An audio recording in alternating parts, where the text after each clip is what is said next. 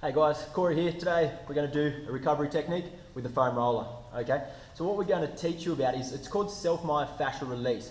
Big term for an easy process. So basically what we're going to do, we're going to stretch out the fascia, okay? Fascia is a connective tissue, so it's a little bit deeper than the muscle. So essentially what we're going to be doing is giving ourselves a form of deep tissue release, okay? You can't necessarily stretch the fascia like a muscle, right? But it will release with pressure, and it's going to ease up a lot of soreness. It's going to break down some lactic acid, and it's going to help recovery with the muscles. So I'm just going to show you a couple today, especially on the legs, because this is generally where we get the sorest after these epic workouts. Now, all it is, guys, is a foam roller. There's different thicknesses. We've got a thin one here. All right, you can get them a lot thicker, which are generally better for the self-myofascial release. This one's a really good one for postural, which I'll show you at the end of today's little session. If you don't have one of these at the gym, guys, you should have them, but if they don't, jump online and buy one. They're only about 30-35 bucks. Have a look on eBay. You should be able to find one, pick one up pretty cheap. They're really handy, especially if you have one at home. Do it every night before you go to bed. Just going to show you a couple little techniques. We're going to start on the quads, all right? So you can drop down to the ground. You're going to lay down. Now we're going to start at the knees, all right? And we're going to roll up to the hips. So you come down, start on the knees. Now all my pressure's on it there. Taking the load onto my elbows, which is going to allow me to roll forward.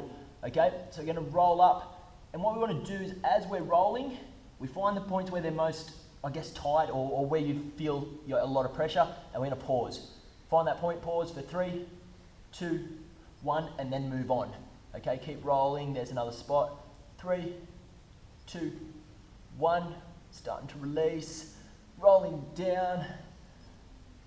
Now, when we get all the way, guys, obviously you'll know a point when to stop because you don't want to crush anything. So be careful there, don't go too fast, you have to go nice and slow. When you get to the end, do not roll back, jump off it, reset, and go again. Okay, with the quads, you want to go through 3 times. Once you're done at the 3rd time, then you can change. So I'll show you the next one, which will be hamstrings. 2 main ways you can do this. Doing it the opposite, starting there, all right, roll through. You're not going to get much pressure that way, okay, falling through, hold, and go again. If you want more pressure, throw your opposite foot on and drive through. Once again, readjust with the hands. There's a good spot. 3, 2, 1, roll through. We're going to roll through all the way to the glutes. All right. Now I like to do my glutes and hammies separately, so I'll do one hammy, do the other one. Once they're done 3 times, you can jump onto the glute. Once again, do the same thing. Turn to the side so we can get a nice sort of roll. Okay, now from the glute, we can go right onto the side, all the way into the ITB. Now this one's going to hurt, but I generally, once again, I separate everything. So we'll do the glutes. Once you do the glutes, jump off, start the ITB from the bottom, and work the way to the top. All right. So you can basically do this on any muscle group that you can roll. It is very awkward to try and do your pecs, but you can do your back. Start from the lower back, working your way up to the traps. Hold. There's a good spot. And come through. Now guys, on the 3rd round, it should be pretty painful. You should start to be getting tender. Now, like I said at the start of the video, I'm going to show you one for a postural release. This is probably my favourite actually. It'll loosen up through the chest because you'll stretch out, and it will feel great down the spine, okay? So, going to start on the tailbone. So this way we're going lengthways, we're not going to roll. Now, get your head, top of your skull, all right, the base of your skull, that's where your fascia starts. So we're going to get that right on the edge there, hanging off. Now we're going to lie in the anatomical position, all right, which is palms face up, hands by the side.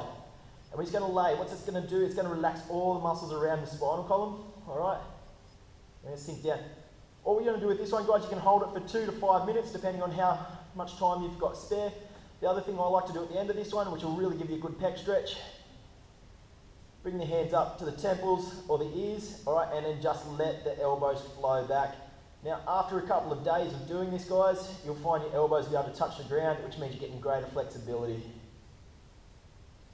Obviously, on this one, when you're done, just a nice slight movement off, guys. We don't want to get up too fast. So, there's a quick rundown on some self-myofascial release. Once again, give it a go. Take your time with it. 3 times through. Put some nice pressure through there, and you'll really find the recovery process of this will increase, and you won't be sore for as long. Hope that's a good handy tip for you guys. Catch us next time.